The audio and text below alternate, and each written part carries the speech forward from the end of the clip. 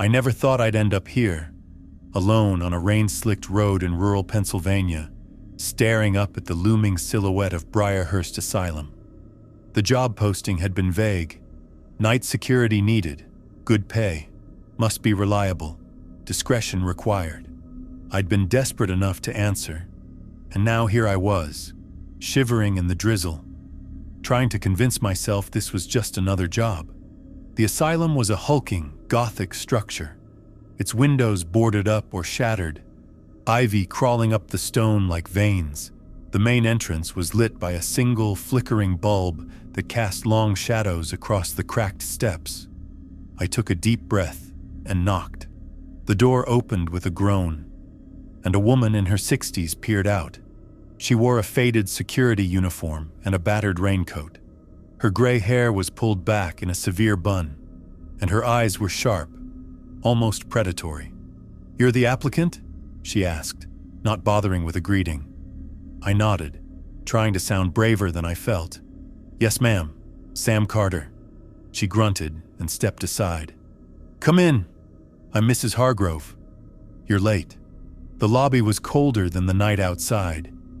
My footsteps echoed on the black and white tile as she led me down a hallway lined with peeling paint and water stains. The only light came from her flashlight, which she swung back and forth, as if expecting something to jump out. We entered a cramped office that smelled of old coffee and mildew. A battered desk sat in the middle, covered in paperwork and a half-eaten sandwich. Mrs. Hargrove gestured for me to sit, then dropped a thick, dog-eared notebook in front of me. The cover read, "Night Protocols," in faded marker. "Read this," she said. "All of it, before your first shift." I opened the notebook. The pages were filled with handwritten rules and notes, some crossed out, others added in shaky handwriting. A few pages had stains, coffee maybe, or something darker. I glanced up. "Is this a joke?" She fixed me with a look that could freeze water. "You want the job or not?" I swallowed. "Yes, ma'am." She nodded. "You'll work alone. Midnight to 6 a.m., the pay is cash, every Friday. No cell phones. Use the radio if you need me. I'll be in the caretaker's cottage on the west side. Don't leave your post unless the protocols say so. And above all, follow the rules. Every single one." I flipped through the notebook. Some rules made sense. Lock the doors, check the cameras, log every incident. Others were strange. If you see someone standing perfectly still in the courtyard, do not approach or acknowledge them. When the static clears on channel 3, do not turn away until the screen goes black again. If you hear piano music from the east wing, hum along softly until it stops. No visitors after midnight, especially those who know your name. If there's an extra wheelchair in the West Hall, do not react. Continue counting aloud. Never answer the voices in the walls. Do not enter the attic. If the nurse's bell rings, hide and do not make a sound. If the rooftop light flashes after 3 a.m., do not investigate. If you break a rule, call me immediately. I looked up, eyebrows raised. Is this for real? Mrs. Hargrove's expression didn't change. You'll understand soon enough. If you're smart, you'll listen. If not, she shrugged, you'll be gone by sunrise, like the others. I tried to laugh, but it came out hollow. Is it really that bad? She leaned in, her face inches from mine. This place remembers. It doesn't like to be ignored. The rules keep you safe, or as safe as anyone can be here. I nodded, tucking the notebook under my arm. When do I start? She checked her watch. 15 minutes. Walk the perimeter first. Make sure all gates are locked. Then report to the security room. I'll check in at 2 a.m. if you have questions. Use the radio. Don't wander. Don't get curious. And whatever you do, don't fall asleep. She stood, already halfway to the door. I followed her back through the twisting hallways, trying to memorize the turns. The building groaned and settled around us, as if it was listening. At the front door, she paused. One more thing. If you decide to leave before your shift is over, don't run. Walk, and don't look back." With that, she disappeared into the rain, leaving me alone in the echoing lobby. I looked down at the notebook, the rules heavy in my hands. Somewhere deep in the asylum, a door slammed. The lights flickered. I took a deep breath and started my first patrol, the words of the rules echoing in my head. I told myself I was just being paranoid, that it was just an old building and a strange boss. But as I stepped into the darkness, I couldn't shake the feeling that something was watching and waiting for me to make a mistake. The rain had stopped by the time I stepped outside for my first patrol, but the world was still wet and shining, the grass glistening under the security floodlights. The air was heavy with the scent of damp earth and old stone. I pulled my jacket tighter and tried to ignore the way the asylum loomed behind me, windows like empty eyes watching my every move. I started at the front gate, checking the heavy padlock and rattling the chain-link fence. The lock was solid, the fence unmoving. I made my way along the perimeter, flashlight beam cutting through the mist. Every shadow seemed to twitch when I looked away.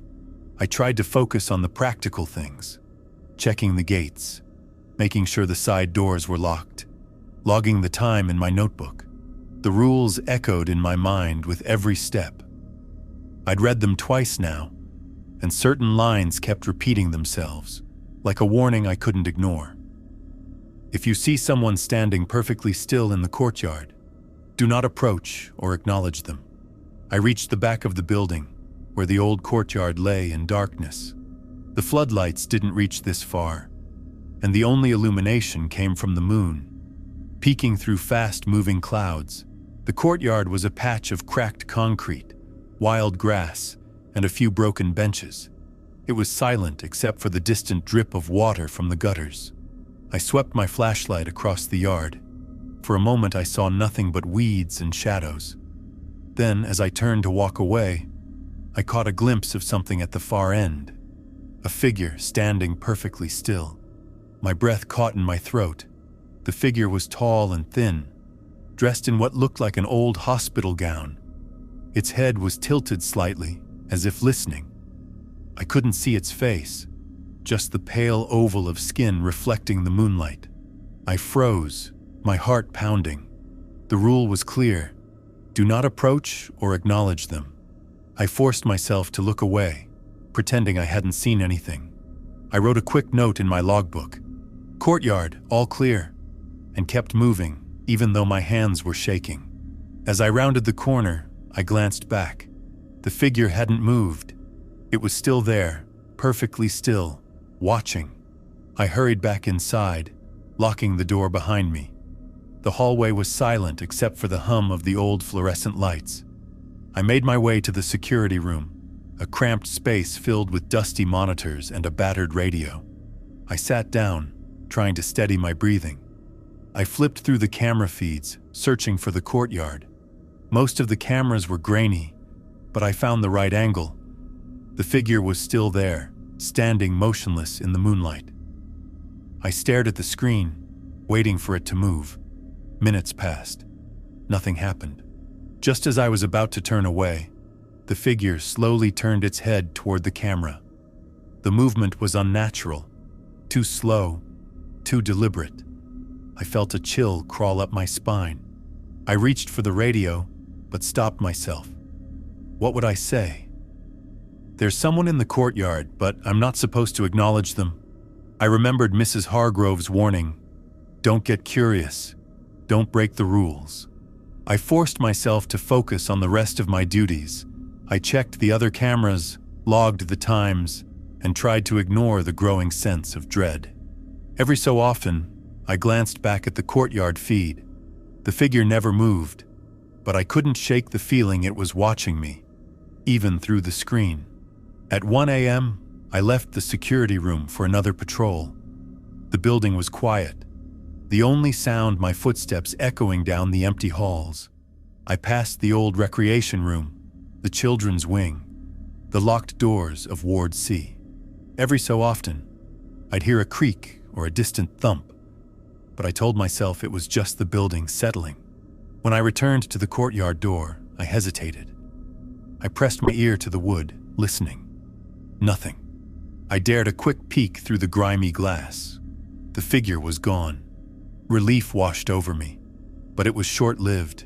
I hurried back to the security room, checking the cameras again. The courtyard was empty now, but the sense of being watched lingered. At 2 a.m., the radio crackled. Mrs. Hargrove's voice came through, low and steady. "Everything all right, Carter?" I swallowed. "Yes, ma'am. All quiet." "Good. Remember the rules. Don't let your guard down." "Yes, ma'am." The rest of the night passed in a blur of nervous patrols and anxious glances at the monitors. I never saw the figure again, but I knew it was still out there, somewhere in the dark, waiting.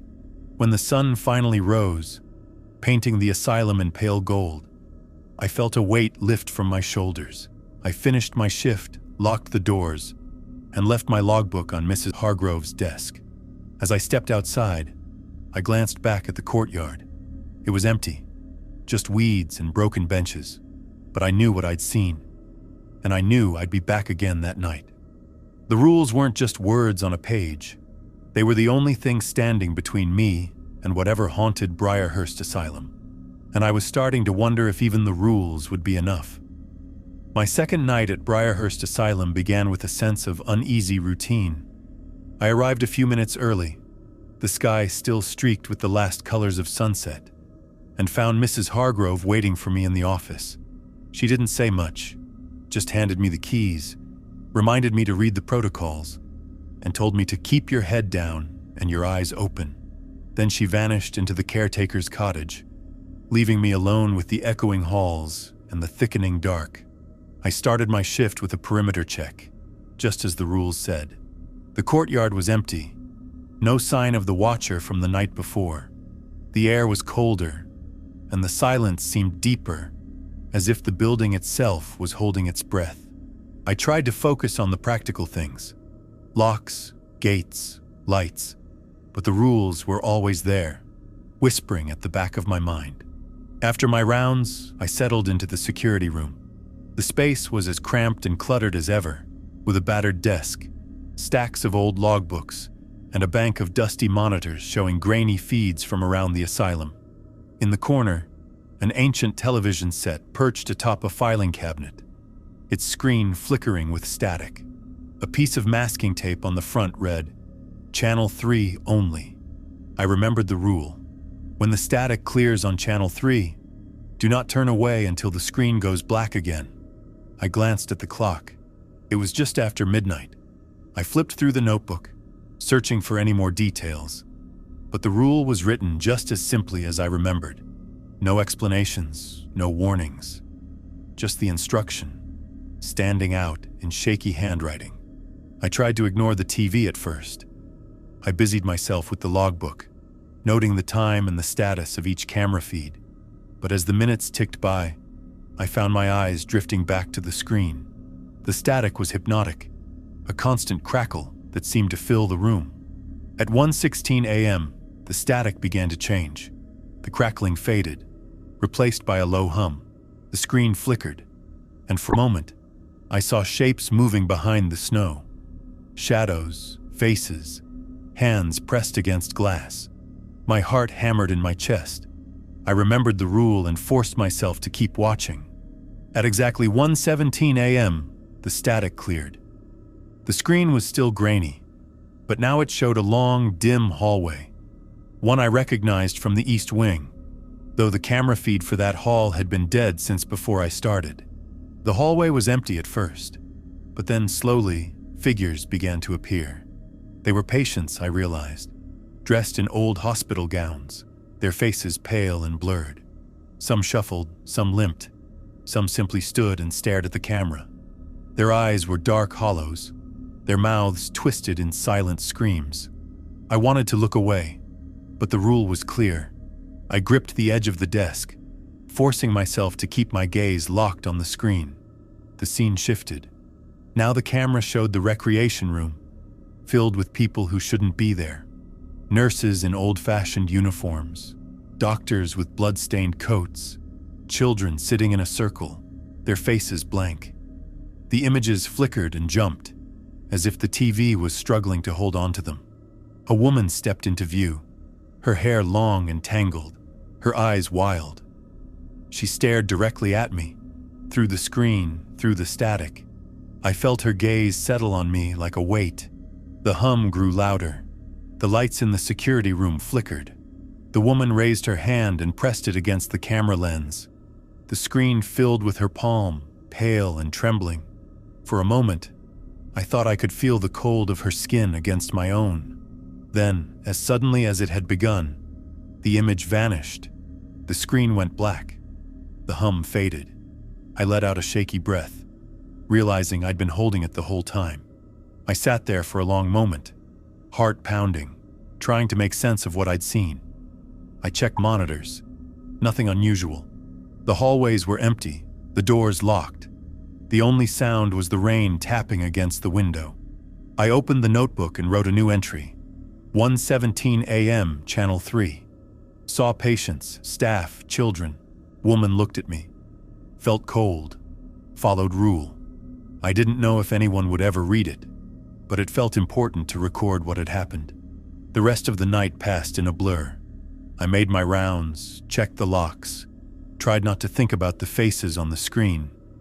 But every time I closed my eyes, I saw the woman's hand, reaching for me through the static. As dawn approached, I packed up my things and left the security room. The TV was back to its usual static, humming softly in the corner. I turned off the lights, locked the door, and stepped out into the pale morning. Mrs. Hargrove was waiting by the front gate. She looked me up and down, her eyes sharp. "You watched the screen?" she asked. I nodded. I didn't look away. She nodded, almost approvingly. "Good. Some things here want to be seen. Some don't. You did well." I wanted to ask her what it all meant, but she was already turning away, heading back to her cottage. I walked to my car, the weight of the night pressing down on me. I knew the rules had saved me, but I also knew the asylum wasn't done testing me yet. As I drove away, the image of the woman's hand lingered in my mind, a cold warning I couldn't shake. The third night settled in with a thick fog rolling over the grounds, swallowing the edges of the asylum in a ghostly haze. The air was colder than before, and the silence felt heavier, as if the building itself was holding its breath, waiting for something. I arrived early, the notebook of rules tucked under my arm like a lifeline. Mrs. Hargrove was nowhere to be seen, but her voice echoed in my mind. "If you hear piano music from the East Wing, hum along softly until it stops." That particular rule had felt absurd the first time I read it. But after everything I'd seen, I wasn't about to dismiss it. My first rounds were uneventful. The courtyard was empty, the watcher nowhere in sight. The cameras showed nothing but static and shadows. But as midnight approached, a faint melody began to drift through the halls. A soft, haunting piano tune, slow and deliberate, like a lullaby played by a ghost. I paused in the main hallway, listening. The music was coming from the East Wing, the part of the asylum sealed off years ago after a fire damaged the upper floors. The door to the music room was locked tight, but the sound seeped through the cracks, filling the corridor with its eerie notes. I closed my eyes and remembered the rule. Hesitantly, I began to hum along, matching the melody as best I could. The sound of my own voice felt strange in the empty hall, but I kept going, trying to steady my nerves. The temperature dropped sharply. My breath fogged in the air, and I felt a cold presence brush past me, like unseen fingers trailing down my spine. The piano music grew louder, more insistent, and I hummed faster, desperate to keep pace. Suddenly, the lights flickered and dimmed. The hallway stretched longer, shadows deepening into shapes that writhed and twisted just beyond the edge of my vision. I forced myself not to look directly at them. The music stopped, abruptly. Silence slammed into me like physical force. I opened my eyes and found myself standing before the music room door. The lock was glowing faintly, a dull, unnatural blue light pulsing beneath the rust. I reached out, fingers trembling, and touched the door. It was cold, colder than anything I'd ever felt. A whisper brushed my ear, soft and unintelligible, like a sigh from the past. I pulled my hand back and stumbled away, heart racing. The door remained locked, but I could feel the weight of something just beyond, waiting. I backed into the hallway and radioed Mrs. Hargrove. Music room, locked, heard piano music, humming as instructed. Her voice crackled through the static. Good. Keep doing that. Don't stop until the music ends. I swallowed hard. What happens if I stop? Better not to find out. The rest of the night blurred into a haze of uneasy patrols and quick glances at the locked door. Every time I passed the east wing, I hummed the melody, even when the music faded to silence. The asylum seemed to pulse with a life of its own, the walls whispering secrets I couldn't understand. When dawn finally broke, the music room was silent. The door's faint glow vanished, and the cold receded like a tide. I logged the night's events carefully, noting every detail, every sensation. Mrs. Hargrove met me at the gate. Her eyes were tired but steady. You did well. The music room tests patience and courage. Most don't last the night. I nodded, feeling the exhaustion settle deep in my bones. What is it? Why the music? She shook her head. Old memories, echoes of those who never left. The piano plays for them, and for us if we're listening. I looked back at the asylum, its dark windows staring like empty sockets. I knew the nights ahead would only grow stranger. The rules were my only shield, but even they felt fragile against the weight of the past. As I drove away, the melody lingered in my mind, a haunting tune that promised the asylum's secrets were far from silent. The nights at Briarhurst had begun to settle into a strange rhythm, one where the rules weren't just guidelines but lifelines. I was learning to trust them, even when everything inside me screamed to do otherwise. But nothing prepared me for the night the visitors showed up. It was just past midnight when the gate buzzer startled me. I wasn't expecting anyone. The asylum was supposed to be abandoned, save for me and Mrs. Hargrove. I grabbed the radio and called out, "Who's there?" A man's voice, calm but tired, answered, "I'm here to see a relative. I was told someone here might know where she is." I frowned. Visitors after midnight were strictly forbidden. The rules said, no visitors after midnight, especially those who know your name. I keyed the radio. "Mrs. Hargrove, we've got someone at the gate claiming to be a relative. What should I do?" Static crackled back. Then her voice, low and firm, "Do not let them in. Tell them to leave. If they insist, call the police." I opened the gate just enough to peer out. The man was middle-aged, wearing a worn jacket and a baseball cap pulled low. His eyes were sharp, and he looked too familiar with the place. "I'm looking for my sister," he said, voice steady. "She was a patient here years ago. I just want to know if she's still alive." I hesitated. There was something about the way he said it, like he already knew the answer, but needed to hear it anyway. "I'm sorry," I said, "but the asylum is closed to visitors after hours. You'll have to come back during the day." He nodded slowly. "I understand, but I know your name, Sam. You don't have to pretend." My heart pounded. How did he know my name? I hadn't told anyone outside about this job. "Mrs. Hargrove said no visitors," I said firmly. He smiled, but it didn't reach his eyes. "She's a good woman, but she's not the only one who knows the rules." Before I could respond, the radio crackled again. "Sam, don't engage. Close the gate." I stepped back and shut the gate firmly. The man's footsteps echoed as he walked away, slow and deliberate. I locked the gate and called Mrs. Hargrove. "He knows my name. How?" Her voice was grim. "The asylum remembers. It knows who's inside and who's out. Be careful, Sam. The rules protect you, but some things slip through." The rest of the night was tense. Every shadow seemed to move, every sound amplified. I checked the cameras obsessively, but the man was gone. No sign of him anywhere on the grounds. As dawn broke, I sat in the security room, the notebook open before me. The rules were no longer just words. They were warnings etched in blood and fear. I realized then that Briarhurst wasn't just haunted by ghosts of the past. It was alive in ways I couldn't understand, watching, waiting, and it had just sent me a message. The nights at Briarhurst were growing heavier, each one pressing down on me like the weight of the building itself. The rules that had once seemed strange now felt like the only thin line between survival and something far worse. I was learning to obey them, even when my instincts screamed to do the opposite. Tonight, the rule that haunted me was simple but unsettling. At midnight, count the wheelchairs in the west hallway. If there's an extra, do not react. Continue counting aloud.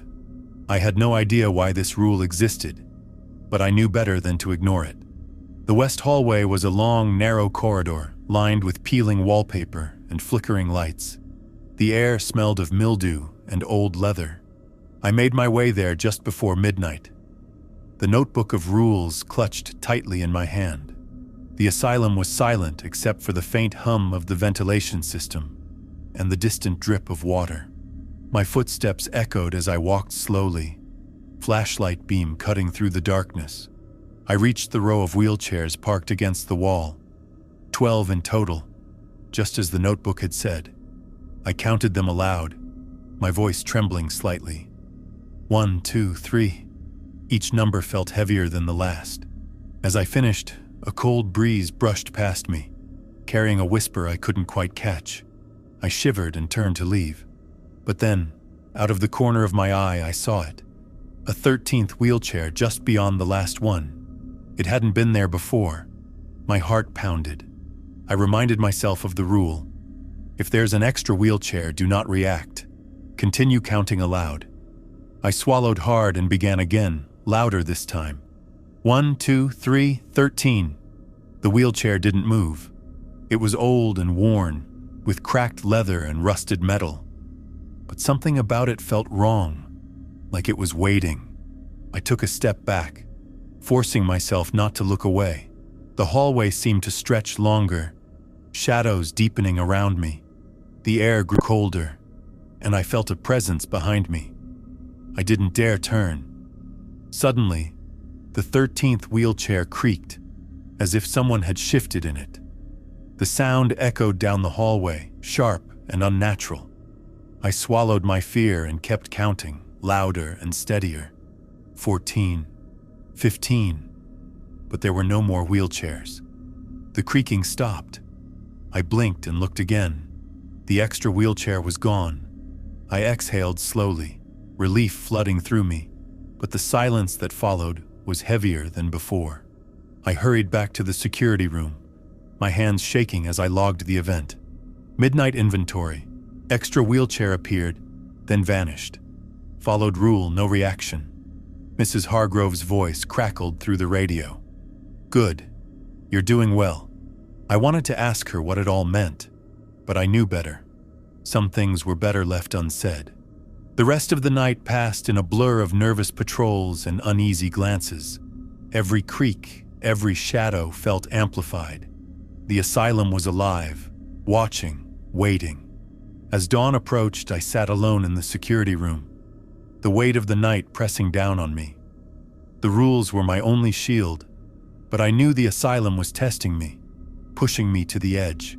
I wondered how many others had failed, and what would happen if I did too. The nights at Briarhurst were no longer just about following rules. They had become a test of endurance.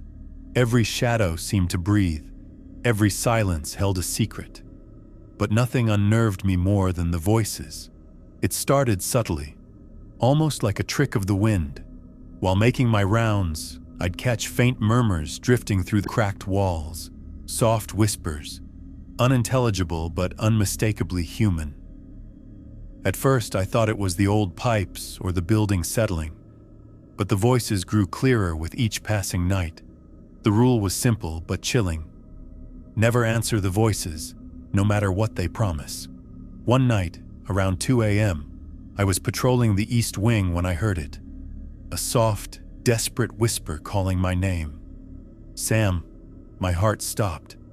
I froze, flashlight trembling in my hand.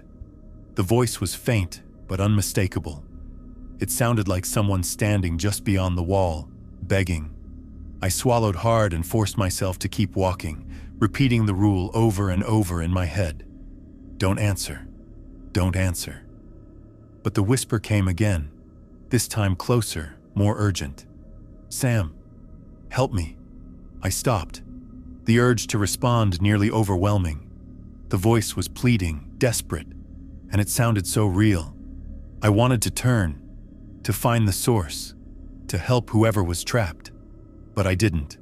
I forced my legs to move forward, faster now, trying to drown out the voice with the sound of my own footsteps. The whispers followed me down the hall, echoing off the cracked plaster and peeling paint. Sometimes they sounded like children laughing, sometimes like a woman crying softly, always calling, always waiting. Back in the security room, I slammed the door shut and locked it. The voices faded, but the sense of being watched lingered. I grabbed the notebook and flipped to the page about the voices. The handwriting was shaky, almost frantic. It said, "They mimic what you love, what you miss. They want to trap you. Never answer. Never trust the walls." I sat back, the words sinking in. The asylum wasn't just haunted by ghosts. It was alive in a way that preyed on your mind, twisting hope into despair. That night, I barely slept. Every creak and groan outside my door sounded like a whisper. Every shadow, a lurking presence. The next day, I asked Mrs. Hargrove about the voices. She looked at me with tired eyes and said, "They're the lost, the ones who never left. They want to be heard, but they don't want to help. They want to take you with them."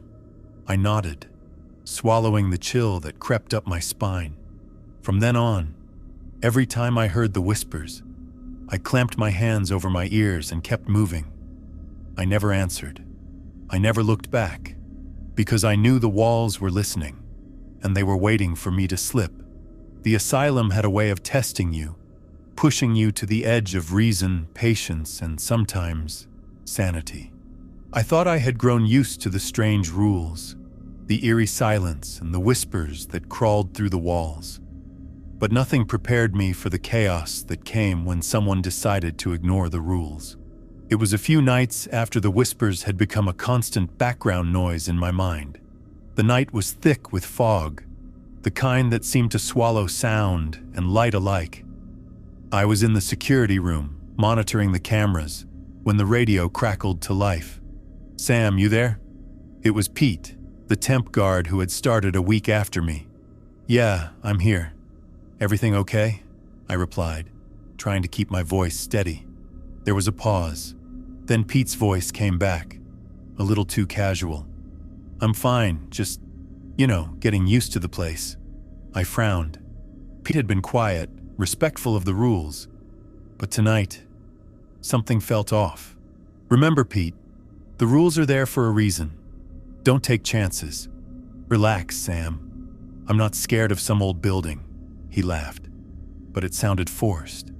I shook my head and went back to the monitors. Minutes later, the radio buzzed again. "Hey, Sam, you ever wonder what happens if you break one of the rules?" Pete's voice was low, almost teasing. "Don't joke about that," I warned. "Just curious," he said, and the radio went dead. I tried to shrug it off, but unease settled in my gut. Around midnight, the asylum seemed to hold its breath. The usual creaks and whispers were absent, replaced by a heavy silence that pressed against my ears.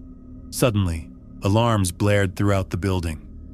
Red lights flashed on the monitors, and the radio crackled with static. "Pete, what's going on?" I shouted into the mic. No response. I grabbed my flashlight and headed out, heart pounding. The hallways were darker than usual, the emergency lights flickering. I moved quickly, following the sound of distant banging. When I reached the east wing, I saw the door to the music room wide open.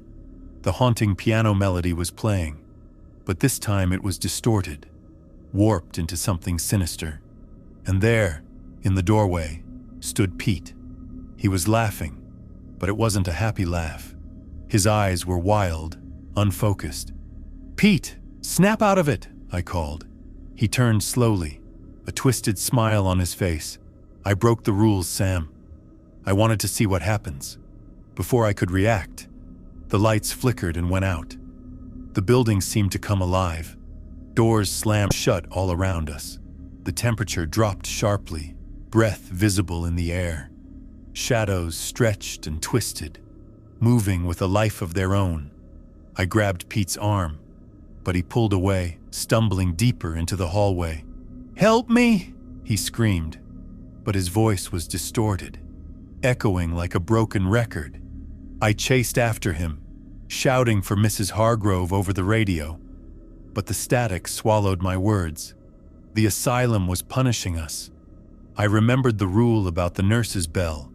If the nurse's bell rings, hide and do not make a sound. Suddenly, a loud, eerie bell tolled through the halls. I ducked into a nearby room, heart hammering, and crouched in the shadows.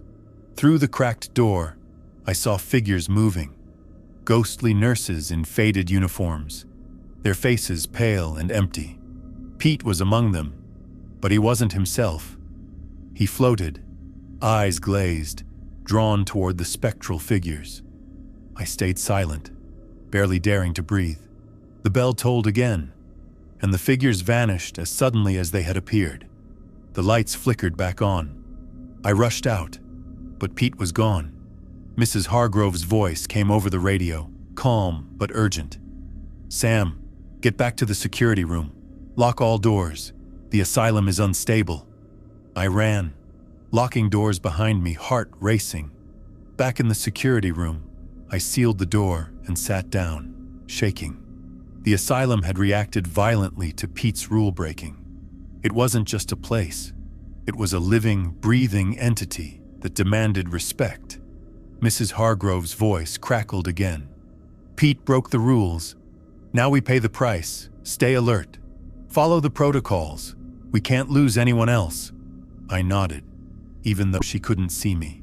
The night stretched on, filled with flickering lights, distant screams, and the oppressive silence between. I realized then that the rules weren't just about safety. They were about survival, and breaking them came with a cost. The night after Pete vanished, the asylum felt different. The air was heavier, the shadows more restless. I moved through my shift with a new kind of fear, one that came not just from the rules, but from knowing what happened when they were broken. Pete's laughter, warped and echoing, still haunted my memory. I hadn't slept. I doubted I ever would again, not while I was still inside Briarhurst. I tried to keep my routine, clinging to the rules as if they were a lifeline, but the building seemed to sense my anxiety.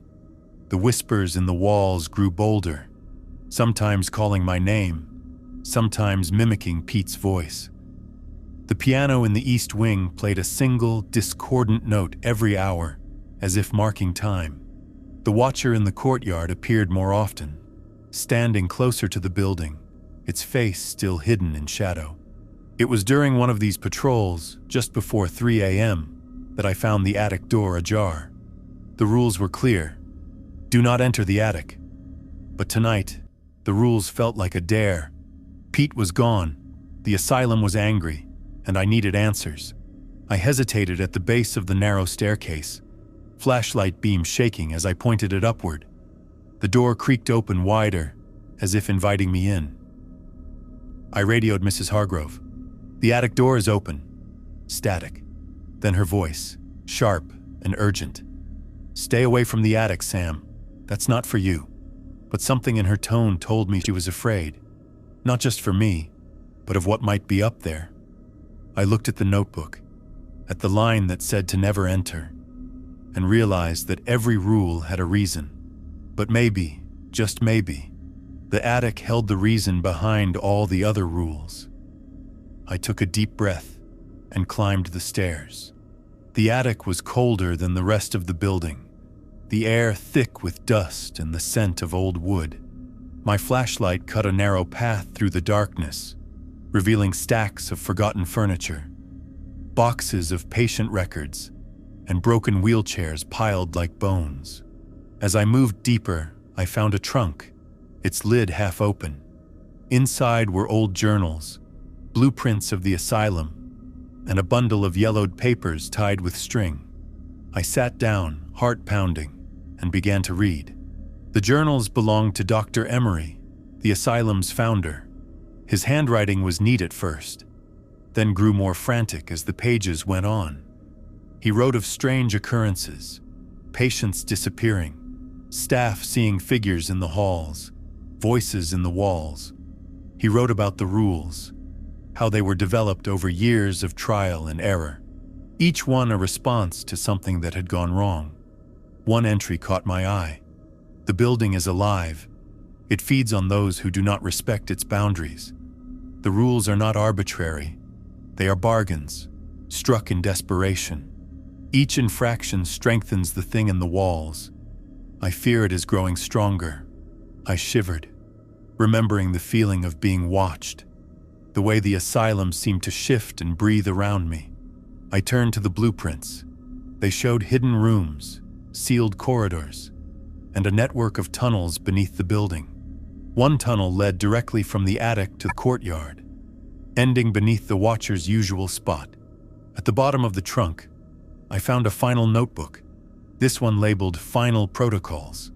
The handwriting was different, shakier, as if written by someone on the edge of madness. If the rules begin to fail, gather all survivors in the main hall. Recite the names of the lost, one by one. Do not let the silence linger. If the watcher enters, do not run. Face it together. Only then will the building release you. I closed the notebook, heart racing. The rules weren't just about keeping the peace. They were about keeping something contained. Something that was always hungry, always waiting for a mistake.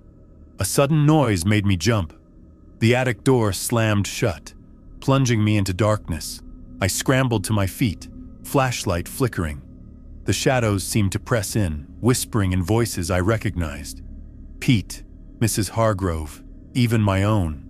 I forced myself to move, clutching the notebooks to my chest. I found the stairs, stumbled down, and burst into the hallway, gasping for air. The building was alive with sound. Doors slamming, bells ringing, the piano playing a frantic melody. I ran to the security room, locked the door, and radioed Mrs. Hargrove. I found something in the attic. The final protocols. We need to gather everyone. Her voice was strained. How many of us are left? Just you and me, I said, my voice barely above a whisper. There was a long pause. Meet me in the main hall. Bring the notebooks. I grabbed the journals, the blueprints, and the final protocols, and hurried through the twisting corridors. The asylum seemed to resist me. Doors that were usually unlocked were now jammed. The lights flickered, and the whispers grew louder. When I finally reached the main hall, Mrs. Hargrove was waiting. She looked older, more tired than I'd ever seen her. You went into the attic, she said. It wasn't a question. I had to know, I replied, handing her the notebooks. She flipped through the pages, her hands trembling. Dr. Emery tried to warn us. The rules are all that keep the darkness at bay. But when too many are broken, the building wakes up. A cold wind swept through the hall, extinguishing the lights. In the darkness, I heard footsteps, slow, deliberate, coming from the courtyard. Mrs. Hargrove looked at me, fear in her eyes. It's time. We do this together. We stood side by side, facing the main doors as they creaked open. The watcher stepped inside, its face still hidden, its presence overwhelming. I opened the final protocols and began to read the names of the lost. Pete, the patients, the staff who had vanished over the years. Mrs. Hargrove joined in, her voice steady. The watcher paused, its head tilting as if listening. We kept reading, filling the silence with the names of those the asylum had claimed. The building shuddered, the shadows receded, and the watcher slowly stepped back into the darkness. The lights flickered on. The hall was empty again. Mrs. Hargrove let out a shaky breath. "You did well, Sam. You learned what most never do." I nodded, exhausted. The rules had saved us, but only just. As dawn broke, I knew my time at Briarhurst was ending, but the secrets of the attic and the rules would stay with me forever. The night had stretched into a long, harrowing ordeal. After the chaos unleashed by Pete's rule-breaking and my desperate trip to the attic, the asylum seemed to settle into a tense quiet. But the silence was brittle, like a thin sheet of ice ready to crack at the slightest pressure. I sat in the main hall with Mrs. Hargrove, clutching the notebooks we had gathered. The final protocols, Dr. Emery's journals, and the blueprints that revealed the asylum's hidden secrets. The weight of what I'd learned pressed down on me, heavier than the thick stone walls around us. Outside, the first pale light of dawn was beginning to seep through the cracked windows, washing the dust motes in a fragile glow. It felt like a promise of escape, of relief, but I knew better. Briarhurst wasn't done with me yet. Mrs. Hargrove's voice broke the silence. "We've done what we can tonight. The watcher has receded, but it will return. The asylum never forgets." I looked at her, exhaustion and fear mingling in my chest. "What happens now?" She sighed, her eyes distant. "You leave, you go home, and you don't come back." I nodded, knowing she was right. The asylum was a prison, but not just for the lost souls trapped inside. It was a trap for anyone who stayed too long, who ignored the rules, or who sought answers it wasn't willing to give. We gathered our things and made our way to the front doors. The building groaned as if protesting our departure. I glanced back at the shadowed halls, the locked music room, the courtyard where the watcher still lingered in memory. Mrs. Hargrove handed me a folded piece of paper. "If you ever hear about Briarhurst again, or a place like it, remember the rules. Warn the next guard. That's all we can do." I unfolded the paper. It was a copy of Night Protocols, the same dog-eared notebook I'd been given on my first night. The handwriting was faded but clear. I tucked it into my jacket pocket, a talisman against the darkness. Outside, the air was crisp and cold.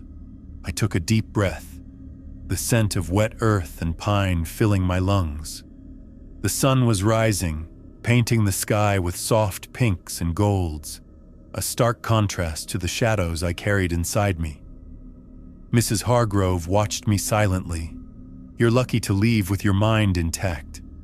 I forced a small smile. Luck had little to do with it.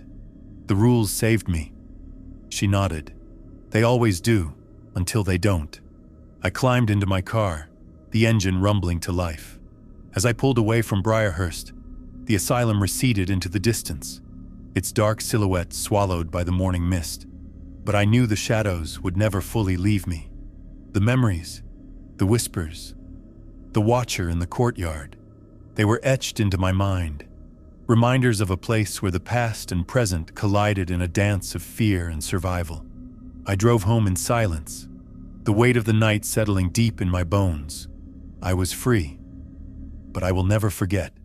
And if you ever find yourself standing before an abandoned asylum, handed a list of strange rules, listen carefully. Follow them, because some places don't want to be disturbed. And some rules aren't meant to be broken.